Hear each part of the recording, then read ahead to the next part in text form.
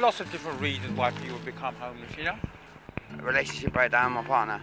Girlfriends split up. That's how I've ended up homeless. Most people are homeless because they have nervous breakdowns or they're roused for the family. I was living in a house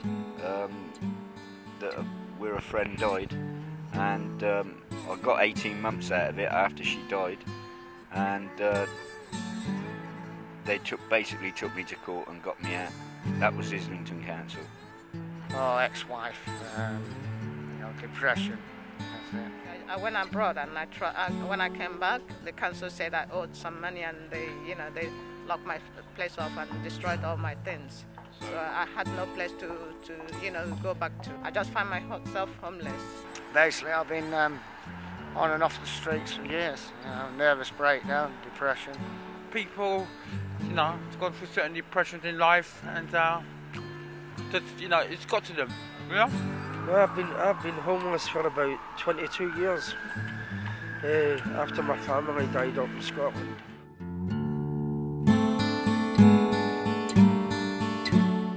The council say they have no homes. They haven't got enough homes to give to people. I've waited for 2.5 years. Some people have waited for 3 years. The council are trying to sort something out with a homeless unit called the Passage Day Centre to see if they can get me somewhere. I mean, I've been in London for over 30 years and yet I can't get any help.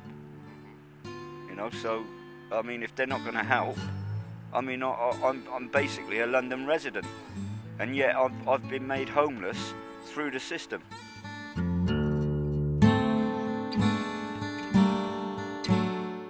Like some of the places where they want you to go, it's not the best places. Some is also quite rough. There's a lot of, I've been in a couple of hostels and I've seen a lot of, people on drugs in that hostel. It comes like a prison time in them hostels.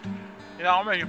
Why I hear people saying about it, because it's get like people trying to bully and want to know when people gets paid.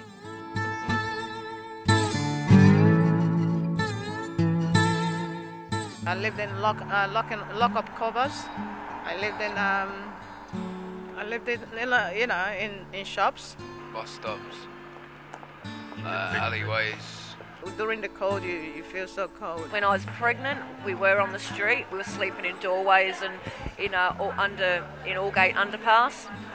And the homeless team, Thames Reach, they argued with social services that even though I'm not entitled to housing or benefits, that they couldn't leave a female homeless on the streets while she's pregnant.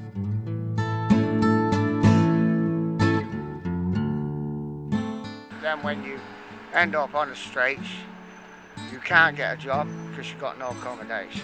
Why can't you get a job? Because I'm on the sick and I suffer from schizophrenia. And I'm on DLA and everything. So they won't give you a job because of that? No.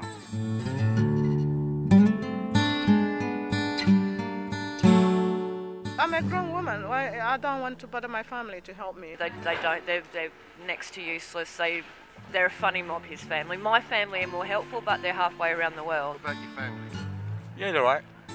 Do they know your situation? Yes and no, but I don't really tell them everything, you know. Well, yeah, I've got family, but I don't want them to know my situation. Why not? Well, it'd be embarrassing for them. I've lost all contact with my family, so I won't know where to find them. No family, no brothers, no sisters.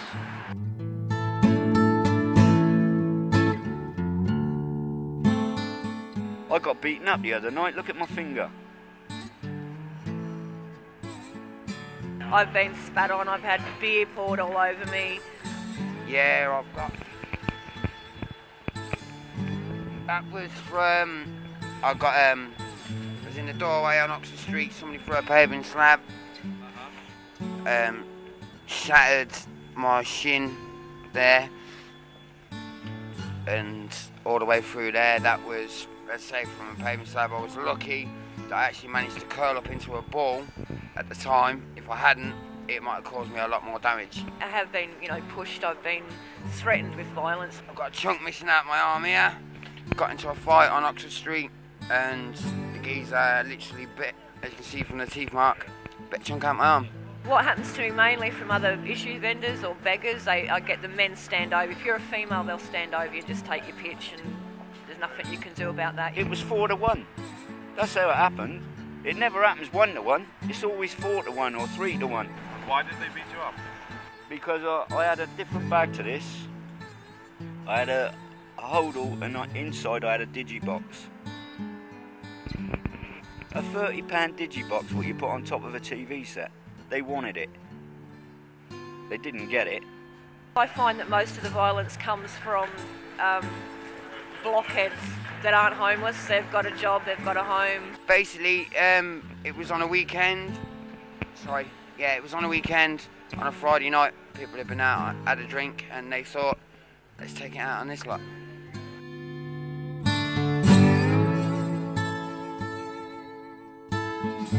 A few months back, I contracted TB, and like a lot of homeless people thought that TB was abolished. It was like non-existent, but it's not. TB is here, and it's especially within the homeless population at the moment, and it's here in a big way. So people do need to know about it. Get benefits, don't get a lot, like, you know, it's not much to live on while you're on the street. I'm on benefits and everything at the moment, and I basically just survive off my script. Just try and survive. What again on the big issue? You can't beg because it's offence to beg anyway. Yeah. So you can't win even if you get on the issue. If you get caught for begging, you get took court, then you get fined, and then you can't pay the fine because you ain't got the money to pay it. I might be a heroin addict, but I have never ever funded my habit by crime. Won't rob somebody, I beg. That's why that's why I keep going to prison. I've got an antisocial behaviour order against me that prohibits me not to beg anywhere other than England and Wales. But at the end of the day, there's a lot more worse people out there than me. I never ask people for money. I just sit there. I won't steal, I won't lie for it, I don't do that. I've begged and sold big issue. I've sold drugs. I'm over 60. I'm on pension credit. I'm 61 this year. And what do you do for food? Where do you go? Or? We've got handouts come. We get food at night time sometimes, not all the time, maybe 3-4 times a week. He's at Whitechapel with some friends. He's doing big issue over that way. That way, if we split up and sell it in separate areas, then if one of us has a bad day, hopefully the other one does all right. So, because we live on one gyro between us, with his gyro, and it doesn't really go very fast.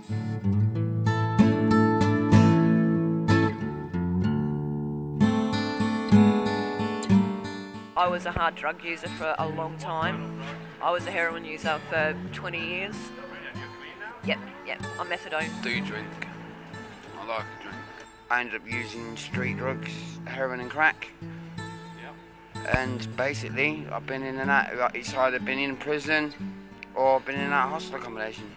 I'm on a methadone script at the moment. I used to drink. I don't drink no more. I'm a professional. I'm not a drug addict. I've never taken drug or alcohol in my life.